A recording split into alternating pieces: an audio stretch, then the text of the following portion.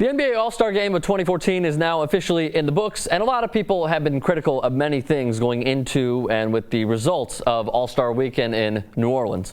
Now, here's one thing. No one understood what the hell was going on in the dunk contest, and I, for one, did not necessarily understand it as well. I understand that John Wall did win the best dunk of the night. The freestyle round, you'd like to see a little more teamwork put into it. Harrison Barnes was totally shown up by the rest of the dunkers in the field, specifically Damian Lillard and Ben McLemore. Ben McLemore had one of the better dunks of the night when he jumped over Shaquille O'Neal and then was basically crowned the king of the dunk contest, thus Sacramento King. Well done, Ben McLemore.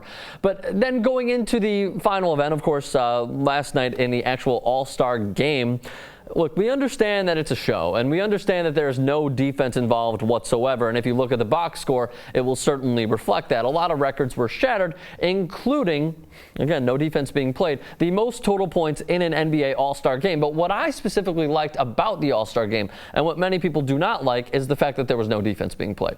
Now, why exactly do I like that? Because Blake Griffin showed us what exactly he could do, not in a slam dunk contest and in an actual game.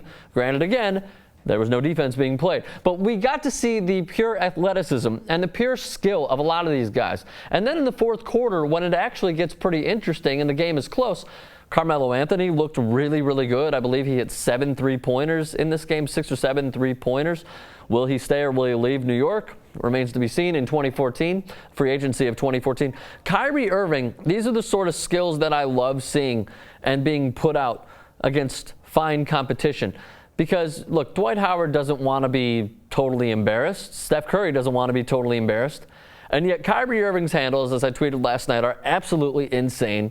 He can cross over anybody at any given time, and he rightfully so won the MVP award. So we're looking at the box score, the records that were shared. By the way, Violet Palmer was the first woman to officiate an All-Star game, so I love seeing that, and even Scotty Brooks and her had a fine moment prior to the game. The All-Star records that were shattered: most combined points with 318, most points by one team, 163 by the East, most combined field goals made, 135, most field goals made by one team, 70 by the East, most combined three-pointers made, 30, most three-pointers made by one team, 16 by the West, most three-point attempts, 100. The previous was 71. Most three-point attempts by one team, 56 by the West. Most assists, 88 combined assists, that is. Most field goals made by one player, Blake Griffin with 19. Most of those obviously were by dunks. And most three-pointers made by one player, Carmelo Anthony with 8. So there you go. So do you guys value the All-Star Game? Thoughts in the comments section below. I did ask a few of you to chime in on Twitter. Here were those responses. Jacob Hoffman tweets at Bergstrom, in a game with absolutely no defense, it's only right that Kyrie, Melo, and Blake look like the best players on the floor. Brady Jordan says, as a Cavs fan, it's always great to see your players having a good time at All-Star Weekend. Both Dion and Kyrie played great. All right, Junior tweets at Bergstrom, my opinion, KD was forcing his threes at the end of the game, wanted to be the hero of the day, SMH. And then lastly, David Nakar says, thought Melo should win because he was more entertaining to watch, in my opinion. NBA needs to change ASW. I believe he's meaning All-Star Weekend. I want to see a 1v1 tournament.